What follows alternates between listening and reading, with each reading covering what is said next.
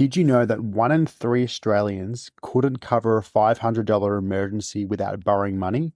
Or that the average household spends over 1.2K a year on unexpected bills? The truth is, they're not unexpected at all. They're just irregular. Car rego, dentist visits, Christmas, home repairs, they're guaranteed to happen, but most people never prepare for them.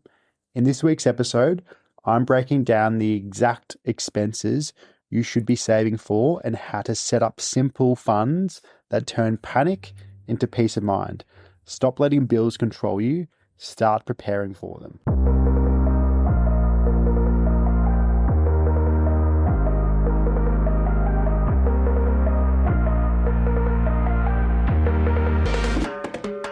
Welcome back to another episode of the Finance Bible podcast. Zeke here. And your co-host Oscar. But before we get into it, please note that nothing in this podcast should ever be considered as personal financial advice. Of course, if that is what you are seeking, reach out. We'll get you in touch with the correct professionals. Get the job done properly. Sit back, relax, and enjoy the show. Let's get into it. Let me ask you something. When was the last time an unexpected bill absolutely ruined your week? Maybe your car rego landed in your inbox and you weren't ready for it. Maybe your washing machine stopped working right when you thought you were on top of your budget. Or maybe Christmas came around pretty quick and you swore you'd only spend a few $100, but somehow you ended up, $2,000 to $3,000 down. Here's the truth. Studies show 1 in 3 Australians would not be able to cover a $500 emergency without borrowing money from someone or using a credit card. 1 in 3 people, which is ridiculous. And the thing is, it's not because they're reckless. It's because most of us don't plan for the irregular expenses that we know are coming. So today, this episode's all about breaking down the expenses that you must be saving for if you want to stop living in that endless cycle of financial stress. We'll talk about the most important costs and probably the most common costs, such as your car, if you have a car, your car costs, your medical bills, home repairs, all your subscriptions in a world where everyone is obsessed with technology and Netflix and Stan, all those streaming services, but also life events and, of course, the all-important emergency fund, which we've spoken about many times. So I'm hoping if you've been listening to this for 3-4 years, hopefully by now you have built an emergency fund for these reasons. And here's the thing.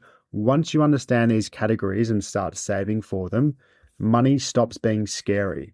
You'll pay those bills with confidence, not with fear, and you can move on in life. It's as simple as that. And it's such a simple shift. And when you do shift it and you actually save for these events, life becomes a lot easier for yourself. So number one, what we're going to talk about is why planning for expenses actually matters.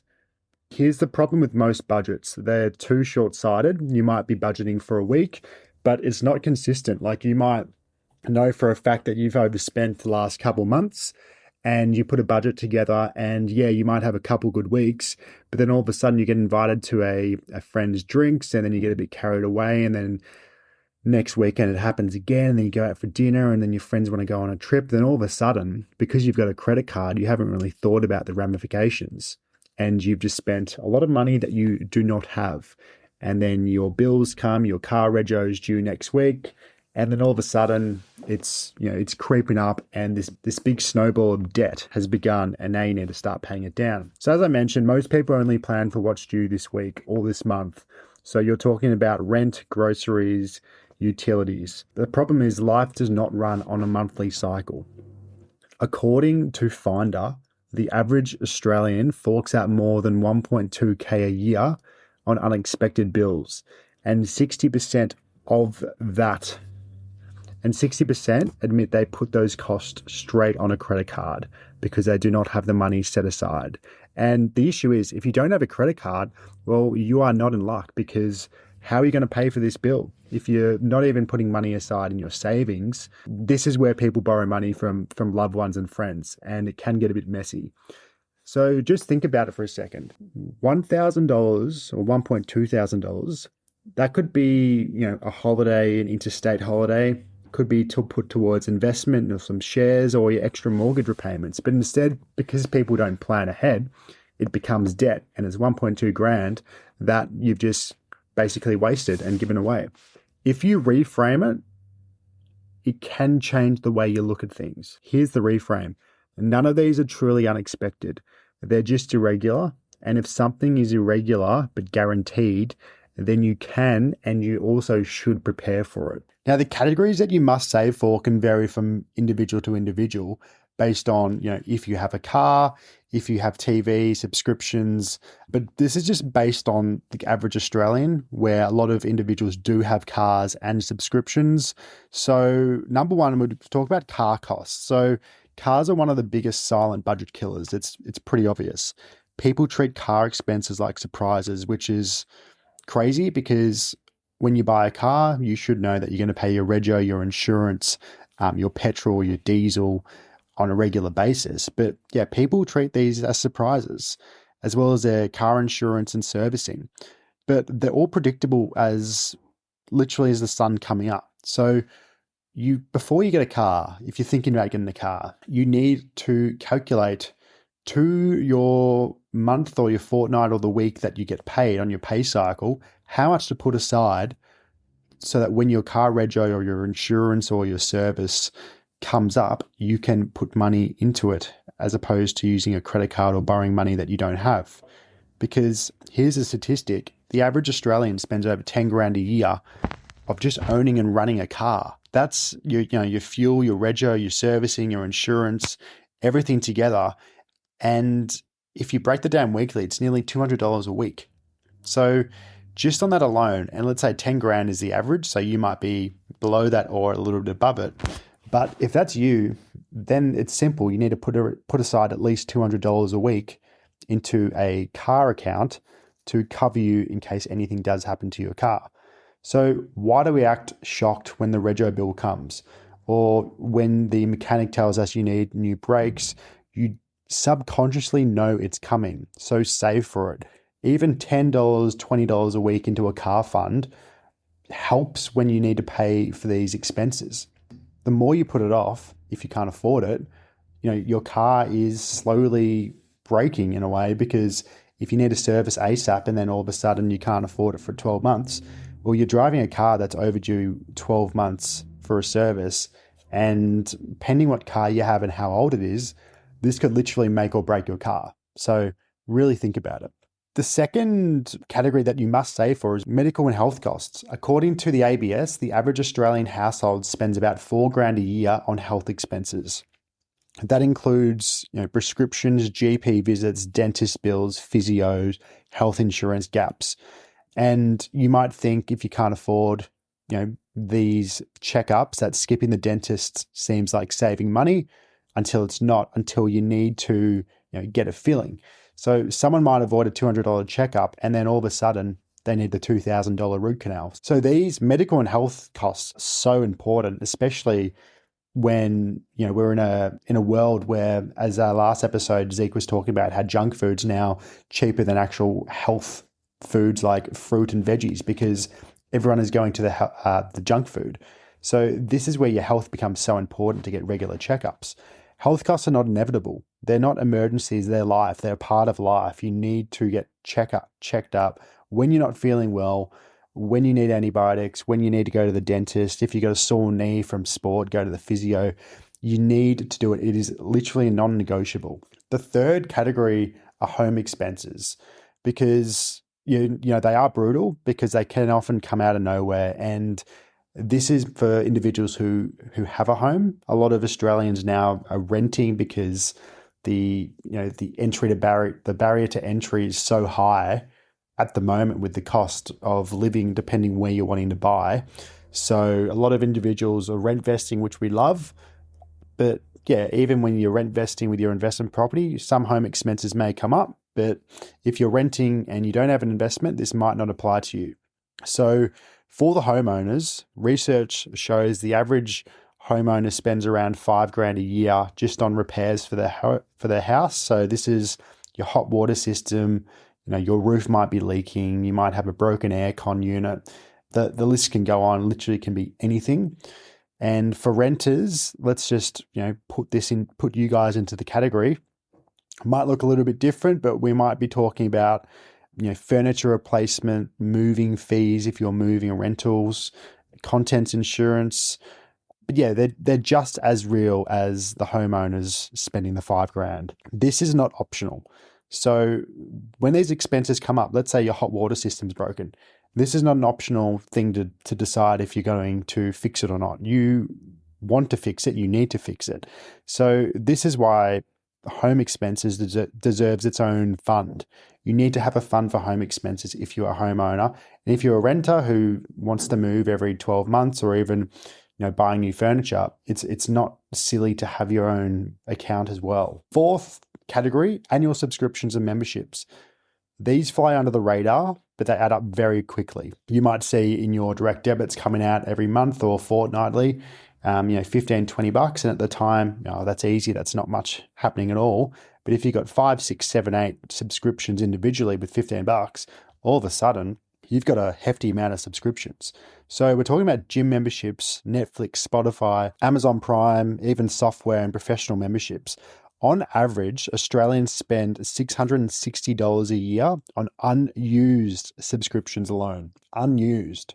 So these are subscriptions that you're forgetting you even have. For me, I found out the other week that I have still subscribed to Hayu. I used to love watching a few shows on Hayu, but I haven't watched that for probably 12 months. So I was caught out by myself, had to cancel this subscription, but that just shows that they do go under the radar, and I might have more subscriptions that I'm not aware of, hence why I keep looking when I've got free time. But $660 a year on unused subscriptions is ridiculous. So what I've been doing in the past and what might help you is put them in a calendar, add them to your budget, and either cancel what you don't use or plan for what you do. It's as simple as that. Number 5, this is something we spoke about at the start of the year. I think it was a January episode that I recorded, and it's about life events, presents, Christmas presents, birthday presents. So they're not surprises. For the individuals that you normally get presents for, that their birthday happens once a year. Christmas is once a year. So you need to plan ahead for these things. The average Aussie household spends around 1.2K on Christmas each year, as mentioned before. That's including, your gifts, your food, your travel. But every December, millions of people panic, max out their credit cards literally, and spend the next 3 months paying it off. So you need to figure out, based on what you normally spend per person in terms of individuals' presents or Christmas presents, how much is it? If it's $1,000 for the whole year, you need to put aside $20 a week, give or take. If it's $2,000 you normally put aside, you need to, calculate $38 to $40 a week for the whole year. But you need to reverse calculate and put money aside. So when you've got your account, let's say it's your Christmas account, and when Christmas comes, you might have, the 1.2K already in there or the $2,000. So when you're actually spending the money, it doesn't hurt you, and it doesn't actually feel like you're using money that you have, because you have planned for this. You knew that this was coming. So it's just reverse calculation. So this year, Christmas time, if you don't already have this, figure out how much money you are spending on gifts. And then as soon as January turns around, every week, put money aside to calculate up to that total amount. So when Christmas comes next year, you are ready to go. You're all good. That's a really important one. The last one of this topic is obviously the emergency fund. This is the biggest one in my opinion, but almost half of Australians have less than $3,000 in savings, which I don't actually understand how this can happen. Obviously, some people put their money into an offset account or into a property or some investments. So I'm assuming this statistic is also putting in place that some people have investments, but you need money in your savings for everyday emergencies. Let's say you have a dog and something happens to them, they get sick, and you need to go to the emergency 24-hour vet. You're probably spending at least $2,000 to $3,000 alone on surgery, especially if you don't have insurance. You're forking out a little bit more. So That means, let's say you only have $3,000. If you have to go to the emergency vet or the hospital, that one visit wipes out your whole emergency fund. So you need more than $3,000 in your emergency. Generally, the goal is 3 to 6 months of your living expenses, but don't let that number scare you. Even $3,000, $4,000 over time, that will give you breathing room. But whatever gives you peace of mind, that's the number you want to hit. So the question is, and it's always been brought up, how do you actually save for these? So how do you do it? Think of them as little buckets of money for each category we just talked about. People who love personal finance books have probably read Scott Pape's The Barefoot Investor back in the day. He talked about little buckets as well. That's how I got kind of into it, the ING accounts. But the trick to all of this and to saving is automation. So automate it. Set up automatic transfers each week. You might want to put $10 here, $20 there. It doesn't feel like much, but over time it definitely does grow, and you're not even thinking about it. You just need to make sure that your money from your pay goes into the right account and you've set it up accordingly.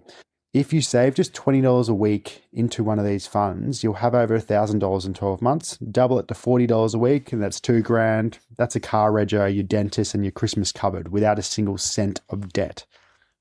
So when you break it down, it is so simple, so easy, and so time efficient, and just makes life a lot easier and simpler for yourself.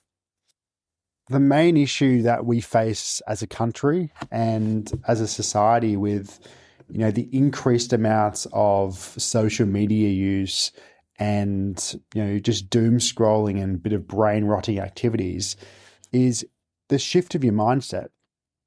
That's the most important thing. And if you can shift your mindset to this and do it accordingly, that you're excited to actually put money aside and you're excited to hit savings goals, and you kind of think of it as a game, that's where you are prepared. That's where it becomes really enjoyable, and you grow not just, individually, but financially, because that's how it starts. I remember when I started really kind of getting into the money side of things, let's say it was just during COVID or just after COVID, I was loving it, putting money aside and seeing the bank account move up per $1,000.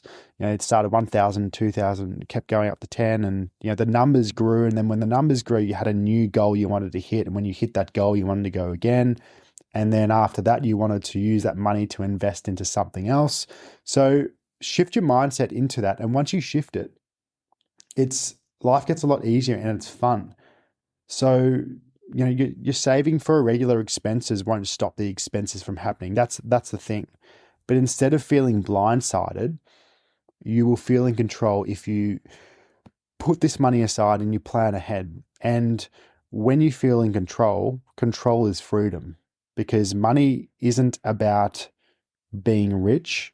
That's, you see online about how, people want to become rich and famous, and then their life's going to be complete and they're going to be happy and they'll die happy. But you speak to all these millionaires and billionaires, there's so many of them who, constantly depressed, anxious, unfortunately committing suicide. There's so many issues, drug-related issues as well with all these celebrities.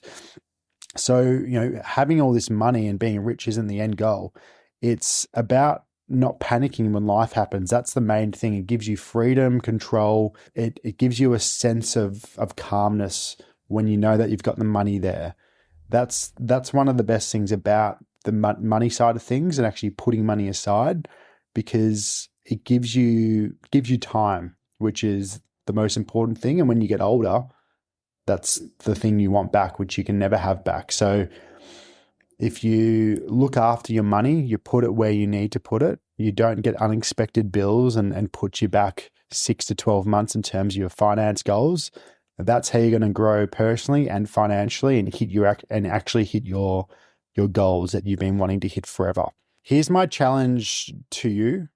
Grab your notebook, notes app on your phone, and write down 5 irregular expenses that in the past have blindsided you. It might be last week, it might be yesterday, or it might be 6 years ago.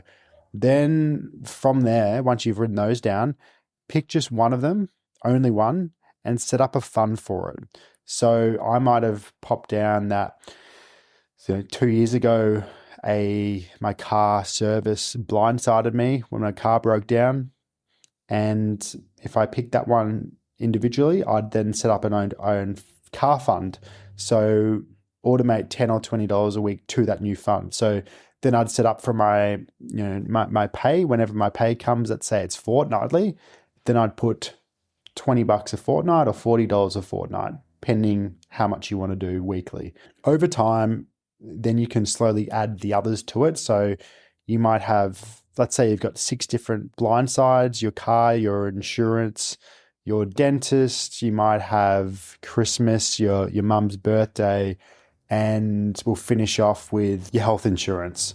So over time, do add all the others, because that's how you go from reactive to proactive. And that's how you go from stressed to confident. And remember the stats, because the stats are the most important aspects and guiding point of where you kind of don't want to be. Like, that's the average. You want to be above the average. So I'll talk about them again quickly. 1 in 3 Australians cannot cover a $500 emergency. Half of Australians have less than $3,000 saved. We spend as a country over $1,200 a year each on unexpected bills. So do not let yourself be a part of those numbers. Be the exception. Prepare, plan, and protect yourself. And remember that money is about freedom, not fear. And freedom comes from preparation. But until next time, stay disciplined, stay focused, and keep building and achieving your goals. We hope you enjoyed the episode. As always, you know exactly what to do. Hit that follow button, subscribe, whatever platform you listen to this podcast on. Also share it to friends, families, co-workers, whoever you think may benefit from it. But unfortunately, it's the end, and we'll see you next week.